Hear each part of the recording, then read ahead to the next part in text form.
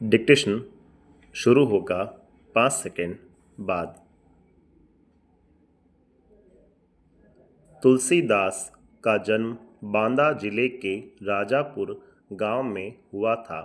कुछ विद्वान उनका जन्म स्थान सोरों एटा को भी मानते हैं। हालांकि उनके जन्म स्थान के बारे में विद्वानों में मतभेद हैं। तुलसीदास का बचपन घोर कष्ट में बीता।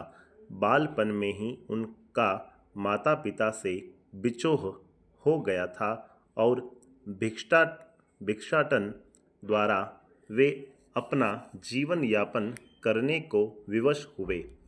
कहा जाता है गुरु नरहरिदास की कृपा से उन्हें राम भक्ति का मार्ग मिला।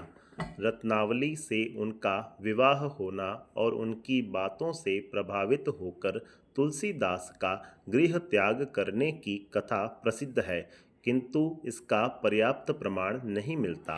पारिवारिक जीवन से विरक्त होने के बाद वे काशी, चित्रकूट, अयोध्या आदि तीर्थों में भ्रमण करते रहे। सन 1574 में अयोध्या में उन्होंने रामचरितमानस की रचना प्रारंभ की, जिसका कुछ अंश उन्होंने काशी में लिखा। बाद में वे काशी में रहने लगे थे और यहीं उनका निधन हुआ। पैरा। तुलसीदास लोक मंगल की साधना के कवि हैं। उन्हें समन्वय का कवि भी कहा जाता है। तुलसीदास का भाव जगत धार्मिक, सांस्कृतिक और सामाजिक दृष्टि से बहुत व्यापक है। मानव प्रकृति और जीवन जगत संबंधी गहरी अंतर्दृष्टि और व्यापक जीवनानुभव के कारण ही वे रामचरितमानस में लोक जीवन के विभिन्न पक्षों का उद्घाटन कर सके। मानस में उनके हृदय की विशालता, भाव प्रसार की शक्ति और मर्म स्पर्शी स्थलों की पहचान की क्षमता पूरे उत्कर्ष के साथ व्यक्त हुई है। तुलसी को मानस में जिन प्रसंगों की अभिव्यक्ति का अवसर नहीं मिला, उनको उन्होंने कवितावली, गीतावली आदि में व्यक्त किया है। विनय पत्रिका में विनय और आत्मनिवेदन के पद हैं। इस प्रकार तुलसी के काव्य में विश्वबोध और आत्मबोध का अद्वितीय समन्वय हुआ है। पैरा। तुलसीदास की रचनाओं में भाव, विचार, काव्य रूप, छंद विवेचन और भाषा की विविधता मिलती है। रामचरितमानस हिंदी का सर्वश्रेष्ठ महाकाव्य माना जाता है। इसकी रचना मुख्यतः दोहा और चौपाई छंद में हुई है। इसकी भाषा अवधी है। गीतावली, कृष्ण गीतावली तथा विनय पत्रिका पद शैली की रचनाएं हैं, तो दोहावली स्फुट दोहों का संकलन, कवितावली कवित्त और सवैये छंद में रचित उत्कृष्ट रचना है। ब्रज और अवधी दोनों ही भाषाओं पर तुलसी का असाधारण अधिकार था। तुलसीकृत 12 कृतियाँ प्रामाणिक मानी जाती हैं, परंतु रामचरितमानस, कवितावली, गीतावली और विनय पत्रिका ही उनकी ख्याति के आधार हैं। पाठ्यपुस्तक में प्रस्तुत चौपाई और दोहों को रामचरितमानस के अयोध्या कांड से लिया गया है। इन छंदों में राम वनगमन के पश्चात भरत की मनोदशा का वर्णन किया गया है। भरत भावुक हृदय से बताते हैं कि राम का उनके प्रति अत्यधिक प्रेम भाव है। वे बचपन से ही भरत को खेल में भी सहयोग देते रहते थे और उनका मन कभी नहीं तोड़ते थे। वे कहते हैं कि इस प्रेम भाव को भाग्य सहन नहीं कर सका और माता के रूप में उसने व्यवधान उपस्थित कर दिया। राम के वन गमन से अन्य माताएं और अयोध्या के सभी नगरवासी अत्यंत दुखी हैं। विराम।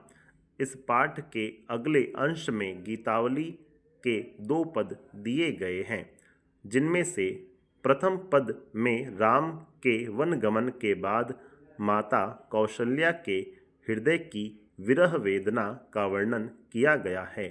वे राम की वस्तुओं को देखकर उनका स्मरण करती हैं और बहुत दुखी हो जाती हैं। दूसरे पद में माँ कौशल्या राम के वियोग में दुखी अश्वों को देखकर राम से एक बार पुनः अयोध्यापुरी आने का निवेदन करती है। विराम। मलिक मोहम्मद जायसी अमेठी उत्तर प्रदेश के निकट जायस के रहने वाले थे।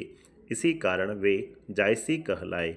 वे अपने समय के सिद्ध और पहुँचे हुए फ़कीर माने जाते थे। उन्होंने सैयद अशरफ और शेख बुरहान का अपने गुरुओं के रूप में उल्लेख किया है। पैरा। जायसी सूफी प्रेम मार्गी शाखा के सर्वश्रेष्ठ कवि माने जाते हैं और उनका पद्मावत प्रेमाख्यान परंपरा का सर्वश्रेष्ठ प्रबंध काव्य है। भारतीय लोक कथा पर आधारित इस प्रबंध काव्य में सिंहल देश की राजकुमारी पद्मावती और चित्तौड़ के राजा रत्नसेन के प्रेम की कथा है। जायसी ने इसमें लौकिक कथा का वर्णन कर इस प्रकार किया है कि अलौकिक और परोक्ष सत्ता का आभास होने लगता है। इस वर्णन में रहस्य का गहरा पुट भी मिलता है। प्रेम का यह लोकधर्मी स्वरूप मानव मात्र के लिए प्रेरणादायी है। पैरा। फारसी की मसनवी शैली में रचित इस काव्य की कथा सर्गों या अध्यायों में बटी हुई नहीं है, बराबर चलती रहती है। स्थान स्थान पर शीर्षक के रूप में घटनाओं और प्रसंगों का उल्लेख अवश्य है। जायसी ने इस प्रकार काव्य रचना के लिए दोहा चौपाई की शैली अपनाई है। भाषा उनकी ठेठ अवधी है और काव्य शैली अत्यंत प्रौढ़ और गंभीर। जायसी की कविता का आधार लोक जीवन का व्यापक अनुभव है। उनके द्वारा प्रयुक्त उपमा रूपक लोकोक्तियाँ, मुहावरे, यहाँ तक कि पूरी काव्य भाषा पर ही लोक संस्कृति का प्रभाव है, जो उनकी रचनाओं को नया अर्थ और सौंदर्य प्रदान करता है। पैरा। पद्मावत, अखरावट और आखिरी कलाम जायसी की प्रमुख काव्य कृतियाँ हैं, जिनमें पद्मावत उनकी प्रसिद्धि का प्रमुख आधार है। पाठ्यपुस्तक में जायसी की प्रसिद्ध रचना पद्मावत के 12 मासा के कुछ अंश दिए गए हैं। प्रस्तुत पाठ में कवि ने नायिका नागमती के विरह का वर्णन किया है। कवि ने शीत के अगहन और पूस माह में नायिका की विरह दशा का चित्रण किया है। प्रथम अंश में प्रेमी के वियोग में नायिका विरह की अग्नि में जल रही है और भंवरे तथा काग के समक्ष अपनी स्थितियों का वर्णन करते हुए नायक को संदेश भेज रही है।